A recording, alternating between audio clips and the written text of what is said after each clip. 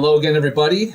Let's talk some Jainism. So Jainism is the next major religion that is on our list, and a really fascinating one. Although I think you'll probably hear me say that about all of these. But one of the things I find particularly fascinating about Jainism is that it's so unknown. This is my gut feeling. It's one of these religions that very few Westerners have know anything about, have even heard of. But having some foundation now with kind of the principles and aspects of Hinduism, I think we're on solid ground to tackle this particular religion. So compared to the other religions that we'll be discussing and looking at during this semester, Jainism is amongst, if not the smallest, in terms of its adherents. And so I think that's probably one of the reasons for its the lack of knowledge in the Western world about it, because it is so comparatively small. It is not a religion that has kind of broken through in any kind of popular culture, in any kind of loose portrayal of Jains or Jainism in the media. And so I think it's really very much a black box, a mysterious thing for most Westerners. So that's, I think, on the surface, just given that makes it a very interesting, intriguing thing to dive into. So what are we talking about? Jainism, it's just like Hinduism. Its heart, its site of origin is in India and the subcontinent, and even more specifically in the northwestern part of India. Now, like with most religions, you will find pockets of adherents, believers around the world. Jainism is no exception. But the vast majority of Jains on the planet today still live in this northwest corner of what we call India today, the place of its origin and where it's been for hundreds, if not thousands of years. So its origins kind of follow more along the lines of Hinduism, as we've been talking about. Somewhere around 5,000 years ago, so we're talking 3,000 BCE, very, very deeply ancient as far as human civilization is concerned. And it develops, like Hinduism, in kind of this shadowy, pre-writing, kind of oral history format, kind of avenue of civilization, until it reaches a kind of formal, concrete form around the years 800 to about 600 BCE. And the theory is that Jainism develops alongside of Hinduism. We'll quickly see it has a lot in common with Hinduism. In fact, one way you might think about Jainism is as a kind of more organized Hinduism. Now, I think if you were to talk to a Jain today, they would probably recoil at that description. And I don't mean anything offensive by that, but I think it's, as far as kind of understanding these religions from the outside, it's not a bad way to think about it. And so there's a theory that Jainism develops kind of almost in response to the wild complexity of Hinduism. Remember, we were talking very recently about Hinduism is so diffuse. It's all over the map. You can approach deities through removing yourself from society. You can approach deities by indulging in sensuality. There seems to be no limits on the ways that you can approach the divine. And so Jainism, perhaps, developed as a more kind of, we need a kind of a narrower path. We need a kind of a concrete way of thinking about these things that's more manageable, and that is not just kind of, so diffuse and so scattered as so many aspects of Hinduism present themselves. So today, estimates say there's about 12 million people on the planet who practice Jainism, which, if you think in terms of percentage of world population, is tiny. 1.7% percentage of the world population is Jain, and almost a full half of those Jains are in India, and in that roughly in that northwest corner of India today. The word Jainism itself seems to derive from the ancient Sanskrit, the ancient language of the Indic peoples, Jina, which means victory, and very likely refers to the victory over that samsara that we've been talking about. Just like as with Hinduism, as we'll see with Buddhism, there's a shared notion of reincarnation, and this shared notion that the ultimate goal of your soul, of your Atman, is to overcome that cycle and to be released into pure divinity. So Jainism has that in common with Hinduism, but it's just a much more defined, concrete approach to these kinds of beliefs. So a little geography here too. If you remember when we were talking about the origins of Hinduism, Hinduism seems to arise in the Indus River Valley here, which is the basis of some of the earliest human civilization that we see on the planet, as a result of this kind of migration out of the kind of the steppes of Central Asia down into the plain here. Again, a lot of this is theoretical. When you go back that far, it's hard to kind of talk concrete about these kinds of things. But archaeological, textual, linguistic evidence seems to suggest that one of the early kind of mass migrations of humanity comes out of Central Asia, kind of up in the what we call the Caspian Sea region up here, and then down into this area down here, and then also kind of scattering in other areas throughout Asia and Europe as well. And so Jainism has a very early start, even if you can't say much about it, in that same area where Hinduism and Hindu rituals and songs and traditions arise as well. So what do Jains believe? So like I said, there's a lot in Jainism that we see in Hinduism. The kind of core ideas about the cycle of the soul, the goal of a worshiper and adherent. But as we'll see, there's some very, very unique and interesting concrete differences as well. I have here the major difference. I don't know if I should probably go and edit this, but I would say a major difference is that Jains do not recognize individual gods. They don't recognize a creator deity or a distinct pantheon of deities. I guess maybe that does function as kind of a major difference. When we were talking about Hinduism has these millions and millions of gods, to compare that to a religion that says, nope, none of that, that's a major difference. So, okay, I stick by the here. All right, so no gods, only souls. So it's been focused on the journey of the individual soul, but also soul. Everything in the universe is imbued with soul. In that, it shares a lot with like the indigenous cultures we were talking about, kind of this animistic view of the universe, and a really kind of interesting kind of concept of time, we might call it. There's no God that created the world. You won't find creation stories in Jainist sacred texts. The world has simply always been. Again, there's that. I think you see embedded in that kind of that Eastern idea of the cycle of time. Just as a circle has no beginning or ending, so the universe itself has no beginning and has no ending. Again, a radically different way of viewing time in the universe as we do through a Western lens, either through a monotheistic lens or through a secular lens, where we think more in terms of point A to point B. Yes, all things have a beginning, and all things will have an end. And so in some ways, what Jainism does is it radically simplifies that complexity of Hinduism. It says, we won't bother with the pantheon of deities. That kind of muddies the waters. It's way too kind of crazily complex. But if we think of the whole world, the whole universe, as a kind of dichotomy, you have Jiva, Sanskrit word for soul, the eternal life force, kind of ultimate reality, and you have Jiva, or kind of not Jiva, matter, time, and space. And there is embedded in Jainism, although I don't think the Jains front load this in their thought and their theology, is that this idea that kind of the material world is an illusion, and it's deceptive, it's dangerous, and so you don't do your soul any favors by indulging in the material world and indulging kind of human notions of need and greed and reputation. Because the real reality, what you're really aiming for, is beyond us in the realm of the Jiva. That's what you're ultimately aiming for. And I would say, as we talk about Hinduism, there's a lot that Hinduism shares along those lines as well, just embedded in much more kind of complex theology and mythology. So just like in Hinduism, the ultimate goal of your Atman, of your soul, is to achieve moksha, that release from that cycle of samsara, birth, death, rebirth, birth, death, rebirth. And you do this through the purification of your soul. And there's many ritual means of what you do and what you don't do. And the renunciation of desire. We'll see this. We're kind of leaning towards Buddhism.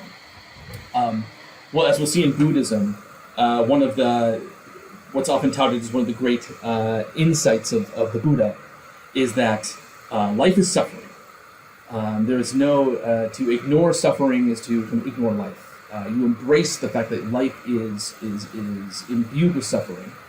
And the second big insight is that, well, where does that suffering come from? From desire, from misplaced desire.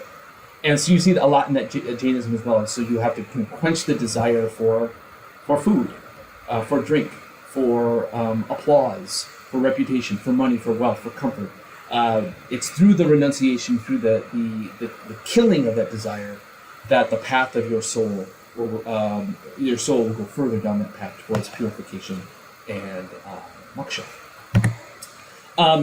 If there's one word, I think that if I had to say to take one thing away from this lecture on Jainism, it would be this word. This word here, this Sanskrit word ahimsa, which roughly translates to non-violence. This is Jainism at its core. And so Jains hold a belief that everything is sacred. All life forms, humans, yes, but all animal life forms from the biggest to the microscopic are imbued with jiva. And you live a life which does, as absolutely best you can, does no violence to any life form on earth. It's just a core of the way they live their life, the way they see the world, the way they see their path towards the purification of their own soul, and by protecting the souls of all of the things that possess jiva around you. So you'll see Jainist monks who have kind of renounced any kind of place in secular society. And you live a life of chosen poverty. And so you have kind of your one cloak that you take with you. It's not in the picture, but you'll have kind of your one possession is a wooden bowl where you go from town to town and you beg for your food, you beg for your water, you rely on the kindness of strangers to feed you very simple food. And then you travel with this mask in front of your face. With the idea being that you don't even want to accidentally inhale an insect or even a microscopic form that possesses jiva. So again, do no harm, that ahimsa to its extreme. And you'll see them carrying these brooms, and they will walk in front of them and just kind of gently brush the ground as they walk. And the idea is that you don't want to accidentally step on some small life form, and so you gently brush it away. You see this. Here is a Jainist nun.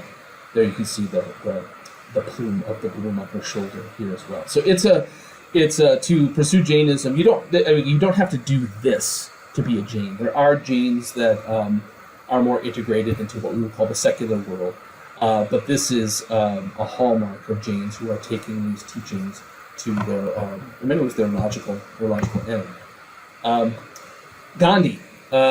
We're not going to talk a lot about Gandhi in this class, just because he was a very difficult man to pin down, religiously speaking. He sometimes, I think, the Western audiences assumed that he was a Hindu because he was Indian. But in his own writings and speeches, he was very cagey about dedicating himself to one religion or the other. But I think that the influence of Jainism was very clear on Gandhi, although I think he never claimed to be a Jain. He lived much of his life in kind of chosen poverty, and of course his commitment to nonviolence and nonviolent resistance. We remember Gandhi today not really as a religious figure, but as a political figure. It was his nonviolence resistance against the British occupation and colonization of India that ultimately led to India becoming its own country, and using nonviolence resistance as a tool to move society along. And one of the things that many people know, of course, about Martin Luther King Jr. Is that he was deeply influenced by Gandhi, and I think, and in turn, kind of the Jainist concept of nonviolence. Even if you want to, make change and push your back against those who are standing in the way, you don't use violence to do that. And so MLK, I think, also comes at least indirectly from that Jainist tradition. You see, other things that we see in other Eastern religions, kind of this notion of karma, good actions. They call for good results, reincarnation, samsara. Atomism is sometimes a term that you'll see used with Jainism. Every living thing possesses a jiva, and thus requires compassion. And so here maybe we see Jainism going a little bit further, a little bit more concrete with this idea than you might see in Hindu practice. And no absolutes. You'll see this, again, I think this is true of all, or maybe I should say most Eastern religions, is that there's no call to exclusivity. Someone, a Jainist monk who wears the robe and wears the mask and carries the broom would never say that the only way to purify your soul is to do what I'm doing, and everybody else is lost. No, that's not it at all. A Jain would believe that there are many paths to God. There are many paths to purify one's soul. This is the one that I've chosen for myself. And so it's born out of this belief. There's no absolutes. All perspectives have value. Maybe not equal value, but all perspectives have value and carry weight. And so you respect that from all peoples. So you see this. This is a list of 5. That you'll often see if you were to Google, what do Jains believe? This is a list I have here that has kind of a ring of the 10 Commandments in the Jewish Judeo-Christian tradition, kind of. But it's a very kind of concrete list of how one should live one's life, and so it's a much more pointed approach, a much more simplified approach than what you would find in the kind of diffuseness of Hinduism. So non-violence, ahimsa above all, truthfulness, don't lie to yourself, to your neighbor, to your friend, to your family, do not steal. Jainist monks and nuns are called to celibacy, so no sex. But if you are a Jain, again, you can get married and you can have a family, but this would extend that if you are a Jain who's not a monk or a nun, then you at least live a life in which you are not a slave to your sexual passion. And that is, if you are married, then you don't have sex outside of marriage. And if you're not married, you don't have sex until you're married. So it's a much more kind of stringent kind of moralism, we might see, regarding marriage and sexual activity than we see in Hinduism. And non-possessiveness. Just like Buddhists recognize possessions have, while some possessions might be necessary, all possessions have the potential to distract you, to want more possessions, to misplace your desire. And so you live a simple life. It's a call to simplicity. The less that you have, the less your soul is burdened about these things. Symbolism here. There's a number of symbols that are sometimes combined as you see them here, sometimes you see them separately as Jainist symbols. This is a fairly a typical one that combines most of Jainist symbolism. You see this kind of trapezoidal figure, and as you can see, it was adopted in 1975 as a kind of official Jain symbol, you might call it. What is the trapezoid? I've heard of it. It's you can see it kind of shows the outline of a human body, and so it represents the whole of one's life and the goals of one's life. Sometimes you'll see separate this raised hand on which there's you'll see kind of it's not here, but you'll see the word ahimsa in the Sanskrit text. The raised hand seen as, it's interpreted in various ways. It's a symbol of protection in that it's kind of the universal stop sign. So you're stopping yourself from, and perhaps others from going down the wrong path, you might say. It's also, you hold up your hand to greet. It's a symbol of welcome and blessing. So it kind of works in both of those levels. The 3 dots at the top represent right faith, so trusting in the right things, right knowledge, believing the right things, and right conduct, and acting accordingly. So again, it's a very manageable kind of theology. It takes again the complexity of something like Hinduism, which has surrounded Jainism from its very origin, and breaks it down into these very kind of digestible, concrete ideas. The dot at the top is sometimes associated with, as we have in the abode of the liberated souls.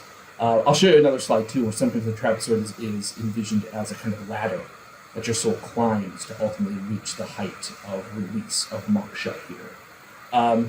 The swastika too, which we'll say, I'll say more about in just a moment, just because the swastika, particularly to the Western eye, but I think even around the world too, when you see a swastika, you don't think Jainism, you think something quite other. But the swastika is a deeply ancient symbol associated with Jainism from a very, very early time. Here, the swastika shows 4 destinies of the worldly soul. You see these dots in between here. This one, hell, the lowest part, an animal existence, a human existence, a heavenly existence. And so my sense is that kind of the swastika, it looks like a pinwheel, right? And it kind of implies motion. And I think we're meant to kind of see that kind of circularity and this idea that your soul is on a circular journey. And either your soul is going up the ladder, away from the depths of hell, quote unquote, away from kind of the lower kind of aspect of being an animal to human, on its way up to heaven. And so it's kind of a reminder of that cyclical nature of one's soul journey that you're ultimately trying to release yourself from. Right, so like I was saying, when most people see the swastika, they don't think Jainism, they think Nazism. And so it's worth, because it's such a potent and loaded symbol in our culture and has been for the last 70, 80 years, I think it's worth pausing and just saying something about it and why did the Nazis use the symbol and what did the symbol mean? Well, the word swastika or svastika in ancient Sanskrit is just simply a word that means good fortune. It's a very happy word. It's a very positive word. It's a word of blessing. And that symbol has been around for centuries, millennia, way, way, way, way before Hitler and his propagandists got their hands on it. And so, archaeology has shown that it dates way back. And it was used by these so-called Aryan nomads that migrated from that Central Asian area into various places, starting about at least 4,000 years ago, 2000 BCE, as some kind of Proto-Indo-European people, these mysterious peoples that migrated both to Europe and then down into Asia and down into India, as we saw. The swastika had been used by many of these peoples as, inarguably, as a symbol of divinity, of good fortune.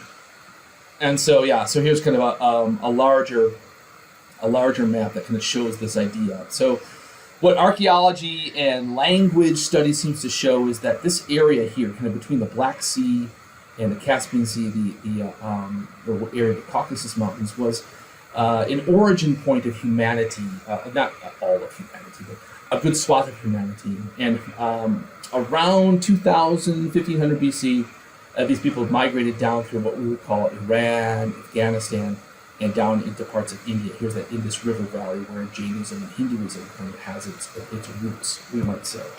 Now, what does this have to do with the Nazis? Well, in Nazi mythology, the idea, this idea, you might, again, if you see that word Aryan, again, if you know a little bit about World War II and Nazi history, is that the Nazis posited this racial theory that pure Germans were descended from this master race, the Aryan peoples, this race of pure original human beings. And this idea is that where did the Aryan people come from? Well, they were part of that migration, this kind of original humanity that migrated from that area, ultimately that made their way, there was a spur that made its way not down into India, but went up to the north and west, and ultimately became kind of the foundation of what would become kind of the master race of Germany. So if I go back to this map here, so this idea that a spur of migration, and there's truth to the migration part of it. The whole master race, ultimate humanity part. That's where the crap is. But there this idea that there was a spur of this original humanity, primal humanity, that traveled from this area up into the area we call Germany today, that the Nazis seized upon. This is pure humanity, pure blood. And other races, of course, particularly the Jews, are kind of animalistic in comparison, and are there to be ruled, if not eradicated, by the master German race. So what Hitler and his propagandists did is they took the swastika as kind of the symbol of kind of primal humanity. And at a level, it is. It seems to be one of the most ancient human symbols that shows up in art. And Hitler, one of the things he was very good at was propaganda. And people like his right hand man Goebbels, too, his minister of propaganda, were very good at was appropriating these kinds of symbols and using them to political effect. And so what Hitler's belief was is that if you take the symbol of the swastika, and you can see he just took kind of the typical Jainist arrangement and just tilted it a little bit. His idea was is that when people see that symbol, even if they don't know what it is, they will inherently recognize that this is a symbol that's deeply ancient, that's primal, and therefore powerful. And so it taps into something mythological. And I think at some level he was right. This is not condoning what he did, but the recognizing kind of the power of symbolism. So, for example, other things that he did, Hitler was deeply interested in mythologies as kind of avenues of primal power, as understanding kind of primal humanity. So if you see like the eagle that was at the top of the standards, where where the troops would have the Nazi flags at Nuremberg, that was the eagle of Zeus. You recognize that the eagle the ancient Greeks associated with Zeus, the king of the gods. Hitler says there's another kind of primal symbol. And people see the eagle, and they will think regalness, royalty, power, control. It inspires awe. Even the American eagle is descended from that same kind of pool of powerful imagery. So Hitler and his goons knew exactly what they were doing. So you see it here in many other cultures. Here, this is ancient Greek base. This is the goddess Artemis, goddess of the hunt, of the wild, of animals. You can see that she's surrounded by these swastikas. Here's a much later Greek vase of Athena, goddess of wisdom and strategy and war. And she has a more kind of filigreed, kind of detailed swastika on her dress there. But what did it mean to the Greeks, and as opposed to what did it mean to the ancient Indic peoples? We don't really know, but it likely was a symbol that came out of that mass migration that meant that gave rise to many civilizations, and that symbol was embedded in their culture as a symbol of. I think here clearly it's a symbol of divinity. Here a goddess is nearby. Here a goddess is wearing it, and so it's associated with kind of divine power. Perhaps it's deeply intriguing and mysterious. Here's another slide. At the risk of repetition, again, on the left here you see the trapezoid that I showed you here. I just wanted to show you another version of it where you see the kind of the trapezoid as a ladder, and the idea is that you want to be kind of above this line and making your way up to that abode of liberation up here. As you can see here, this is sometimes kind of associated with kind of the physical material world, and what you don't want your soul is to descend into a kind of Jainist quote-unquote hell, where your soul is reborn into a lower life form. You want to constantly be purifying your soul, so you're making your way up the ladder. The open hand as a separate symbol, you'll sometimes see that of Ahimsa. Like I said, it's the hand itself indicates kind of an openness. It's welcoming. It's a blessing. Also a stopping from one's desires. The circle itself that's on the hand represents that cyclical nature of samsara, birth, death, and rebirth. Here you can see on this one that there's 24 spokes in this wheel, and that kind of leads us into the next thing that I want to talk about is that what do the 24 spokes represent? Well, they represent these 24 Tirthankaras. And Tirthankaras were these kind of elevated teaching figures through the teachings of which, through the examples of which, the Jain can help along his soul journey and purify the soul and achieve moksha. And so the Tirthankaras are arguably the closest that we get to a kind of pantheon of deities, although no Jain would say that the Tirthankaras were gods. But it is there is a hierarchy here. Here, just in the middle here, here's the word Ahimsa in ancient Sanskrit. So how we go? All right, the Tirthankaras. So what are these? So in Jainist tradition, the Tirthankara is a divine teaching god. Again, that term you'll see that, but it does not imply a kind of perfect divinity. Remember, Jainism, one of the things that marks it is no gods. Again, that doesn't mean there's not divine. The soul is divine. There's a divine realm, but we don't talk about specific named, sculpted, painted gods. And but the Tirthankara is an elevated figure who preaches the proper dharma, the path, that shows you the way to moksha, to ultimate release. So who were these Tirthankaras? Well, in Jainist tradition, an exceedingly rare individual who was able to conquer the samsara and found what we call the Tirtha, a model, a lesson plan, as it were, and could pass these along to the Jain to help every individual on his or her path towards moksha. So one of the things that makes the Tirthankara unique is that they achieve that release in this life in some kind of mystical way. So the vast majority of Jains would say, well, when do I achieve moksha? Well, my human body has to die and my Atman has to be released. And then that's it. But the Tirthankara was a rare one who was able to kind of achieve that moksha and still hang around, and therefore be able to pass this knowledge on to humanity. Well, see, there's a lot of overlap with kind of the concept of the Buddha. It seems to follow this path in a very, very striking and certainly not coincidental fashion. So in Jain tradition, there have been 24 of these Tirthankaras in the present cosmic half cycle, which we're now in. As we saw in kind of Eastern notions of time, these can last millions of years. And if you have to talk about kind of a founding figure, so to speak, of Jainism, although a Jain wouldn't say this figure founded Jainism, but he's the closest thing we get to kind of a concrete historical personality that we can attach to the formalization of Jainism. And that is the so-called last of these 24 Tirthankaras, sometimes known as the Mahavir or Mahavira, who lived about 2,600 years ago. These are the dates attached to him. And even his dates, he comes from the same era that we think that the Buddha lived in. Again, very likely not to be a coincidence. We'll talk more about that when we get to Buddhism. So the tradition about the Mahavir, and it gets very difficult to kind of pin down any kind of historicity to his story. But the tradition says that he came from wealth, he came from privilege, but ultimately rejects that. He rejects his inheritance, leaves home at age 30, which is in the hero's journey, kind of the classic age at which you kind of you set out on your own for good. And rejecting his family's wealth, he goes to live a life of poverty and meditation.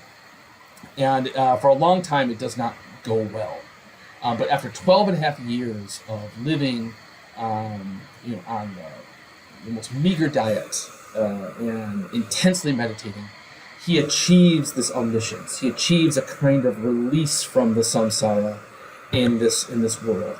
And so he's, rather than being released permanently into the jiva, he travels around and shares his knowledge. And he teaches these core doctrines, ahimsa, tell the truth, don't steal, keep yourself chaste, control your passions, don't become attached to things, people, and abstractions in any kind of way. So we see in the story of the Mahavir kind of Jainism becoming kind of the concrete, step-by-step, you might say, religion that we see today. And so also this tradition is that Mahavir kind of achieved kind of ultimate moksha. He was released from his body, released from this world at age 72, but leaving behind this legacy of knowledge and divine truth. So here's a painting of Lord Mahavir at the time of his enlightenment, meditating underneath a tree. Sometimes it's the Bodhi tree, the people tree, and that's where he achieves this kind of omniscient, a kind of moksha, where he sees everything as it is. Again, if you know something about the tradition of the Buddha, he too has a similar kind of story. Right around the same age, he meditates underneath a Bodhi tree and achieves a similar kind of knowledge. But rather than being absorbed into nirvana, he decides that he's going to go back into the world of suffering and share this gift with humanity. There are Jain temples, there are holy sites, such as they are. This is Jal Mandir, which purports to be the site of Mahavira's nirvana, his ultimate moksha, and it's a simple temple here, kind of on a platform built out into the water here. You can see some of the lotus flowers, the potent symbol of Hinduism, but also Jainism as well, floating in the water out here. And it's a temple where you could go to meditate, to maybe sing a mantra. But again, never praying to statues or praying to gods. You kind of, as the Jainist language would put it, you bow towards these Tirthankaras. You bow to those who are further along the path than you are, but you're never worshiping them. But by doing that, by meditating, by acknowledging people who have gone before you, you also further your own soul. So what does Jain ritual practice look like? Meditation above all, samayika, they call it. And it's by meditating, by removing yourself from the distractions and desires of this world. You put yourself in touch with something greater.